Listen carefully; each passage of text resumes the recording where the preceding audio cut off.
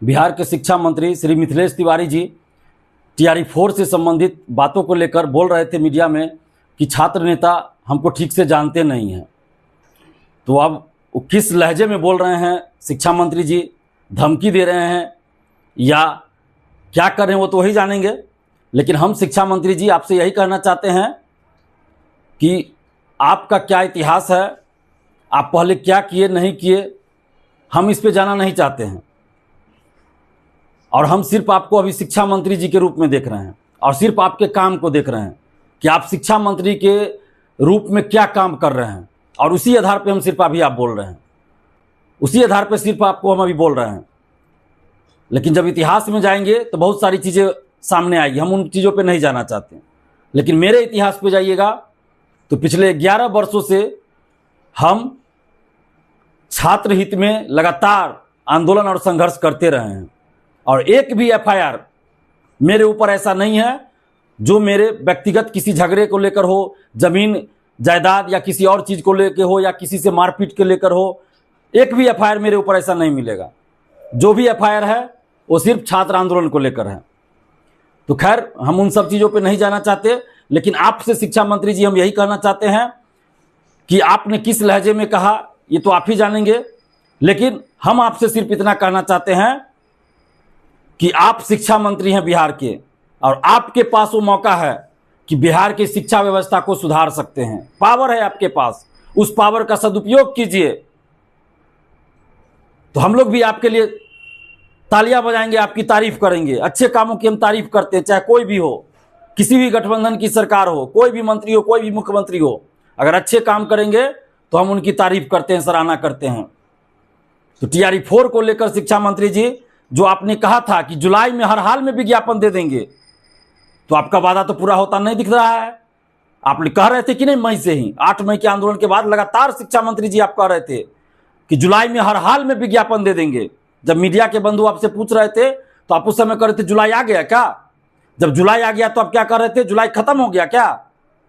फिर बाद में आप पलट गए, आप बोले लगे 25 जुलाई तक अध्याचना भेजेंगे। फिर आपने कहा 25 जुलाई तक अध्याचना तैयार करेंगे। खैर चलिए, अंततः आपने यह अध्याचना भेज दिया है, इसके लिए आपको धन्यवाद देते हैं। अच्छा काम आपने किया है। लेकिन अभी भी हम कहेंगे कि विज्ञापन नहीं आया है, और जब तक विज्ञापन टीआरई 4 का नहीं आ जाता, ये अध्याचना भेजने न भेजने से कोई फर्क नहीं पड़ता। क्योंकि फरवरी में भी अध्याचना 46,000 से अधिक सीटों के लिए भेजी गई थी। बीपीएससी के परीक्षा नियंत्रक ने पॉडकास्ट में कह दिया था कि 26 अप्रैल से फॉर्म भराना शुरू हो जाएगा। बीपीएससी ने तो एक नोटिस जारी कर दिया था फरवरी में कि अध्याचना मिल चुकी है, जल्द विज्ञापन जारी होगा। उसके बावजूद भी टीआरई 4 का विज्ञापन जारी नहीं हुआ। तो इसलिए लाखों अभ्यर्थी और मैं खुद इस बात को लेकर सशंकित रहता हूं कि विज्ञापन कब आएगा, नहीं आएगा। तो जब तक बीपीएससी के वेबसाइट पर, ऑफिशियल वेबसाइट पर, जब तक टीआरई 4 का विज्ञापन नहीं आ जाता, हम लोगों को कोई मानने का सवाल ही नहीं है। मान लेते हैं अभी अध्याचना भेज दिए, फिर सामान्य प्रशासन विभाग कहीं लौटा दे शिक्षा विभाग को, या बीपीएससी लौटा दे शिक्षा विभाग को, जैसा कि फरवरी में हुआ था। तो हम लोग तो ये भी देख चुके हैं पहले। इसीलिए जब तक टीआरई 4 का विज्ञापन नहीं आ जाता, हम लोग कैसे मानेंगे।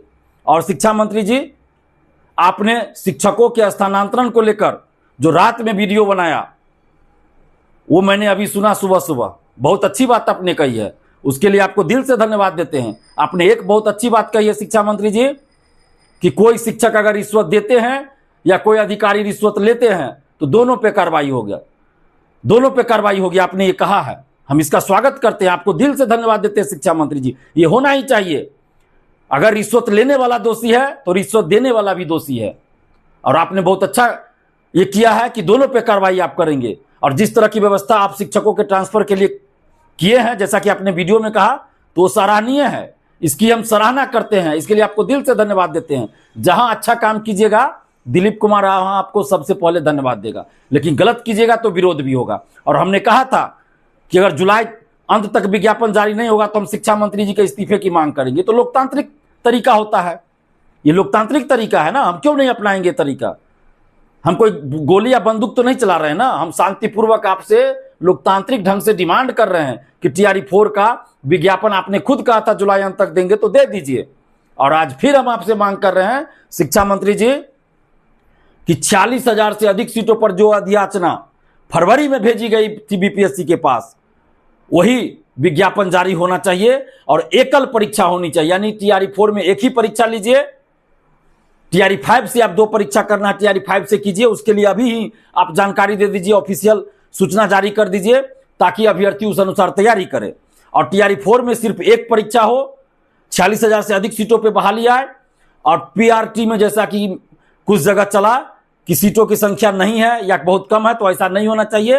पीआरटी में और ऊपर के वर्गों में भी सीटों की संख्या अच्छी खासी रहनी चाहिए। इस बात का भी ध्यान रखिए, अभ्यर्थियों को न्याय मिलना चाहिए। आप अच्छा काम करेंगे, हम तारीफ करेंगे। बाकी हम छात्र हित में 11 साल से लड़ रहे हैं और किसी से डरते नहीं है। कई बार पुलिस प्रशासन कार्रवाई कर चुकी है, सरकार कार्रवाई कर चुकी है, हम डरते नहीं है।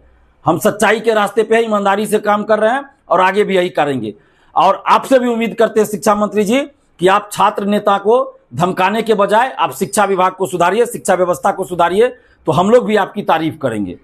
और अभी जुलाई समाप्त होने में कुछ समय बचा है, तो अभी भी आप टीआरई 4 का विज्ञापन हम मांग कर रहे हैं कि जुलाई अंत तक जारी कर दीजिए। और कुछ जो यूट्यूबर हैं, कुछ मीडिया चैनल है जो इस तरह की खबरें चला रहे हैं, अलग अलग डेट दे रहे हैं अगस्त में टीआरई 4 के विज्ञापन को लेकर, तो उनसे हाथ जोड़कर विनती है कि जब तक ऑफिशियल कोई सूचना जारी ना हो, या तो शिक्षा मंत्री जी बोल दे, सामान्य प्रशासन विभाग बोले, या बीपीएससी बोले, ऑफिशियल जब तक कोई डेट ना बोले, आप लोग प्लीज हाथ जोड़ के विनती है, अपने मन से कोई डेट निर्धारित मत कर दीजिए कि इतना तारीख तक वैकेंसी आ रहा है टीआरई 4 का, इतना तारीख तक विज्ञापन आ रहा है। क्योंकि यही आप लोग जो 2, 4, 5 लोग हैं 1.5 साल से अलग अलग तारीख दे रहे हैं, कितना तारीख को टीआरई 4 का विज्ञापन आ रहा है, इतना तारीख को टीआरई 4 का विज्ञापन आ रहा है, और अभी तक विज्ञापन नहीं आया। तो आप सबका सोर्स फेल है, किसी का सोर्स काम नहीं किया आज तक।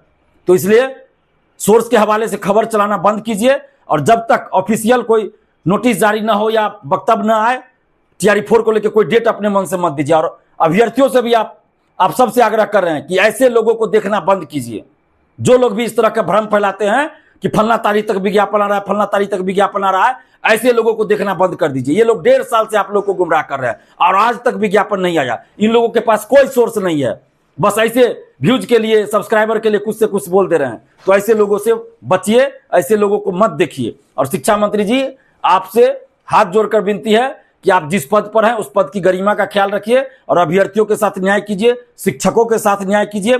शिक्षकों के ट्रांसफर को लेकर जो बात आपने कही, जो व्यवस्था की है, उसकी हम तारीफ करते हैं, उसके लिए दिल से धन्यवाद देते हैं। इसी तरह आप टीआरई 4 को लेकर भी आप जल्द से जल्द टीआरई 4 का विज्ञापन जारी कीजिए, और जितने सीटों पे वैकेंसी आए उतने सीटों पे नौकरी लगे अभ्यर्थियों की, उतने सीटों पे फाइनल रिजल्ट भी आना चाहिए, उतने लोगों को नौकरी मिलनी चाहिए। यानी कि जो भी व्यवस्था करनी है, 1 कैंडिडेट 1 रिजल्ट या जो भी करना हो वो आप कीजिए। और रिजल्ट से पहले काउंसलिंग भी, सर्टिफिकेट की जांच भी अच्छे से कीजिए, ताकि कोई भी फर्जी तरीके से शिक्षक न बन पाए। तो ये आप कीजिए शिक्षा मंत्री जी। हम लोग आपके दुश्मन नहीं है, न ही आप हमारे दुश्मन हैं। आप अच्छा काम कीजिएगा, तारीफ करेंगे, छात्रों के साथ न्याय करेंगे, तारीफ करेंगे। अगर जहां लगेगा हमें कि छात्र के साथ गलत हो रहा है, तो वहां आपको विरोध भी झेलना पड़ेगा। ये लोकतांत्रिक प्रक्रिया है। आप शिक्षा मंत्री के पद पर, अगर इससे पहले आप मंत्री नहीं थे तो कोई आपके बारे में नहीं कुछ बोल रहा था, लेकिन आप मंत्री हैं तो आप ही से उम्मीद है। तो आप इस बात का ख्याल रखिए और शिक्षकों के साथ और शिक्षक अभ्यर्थियों के साथ न्याय कीजिए। धन्यवाद।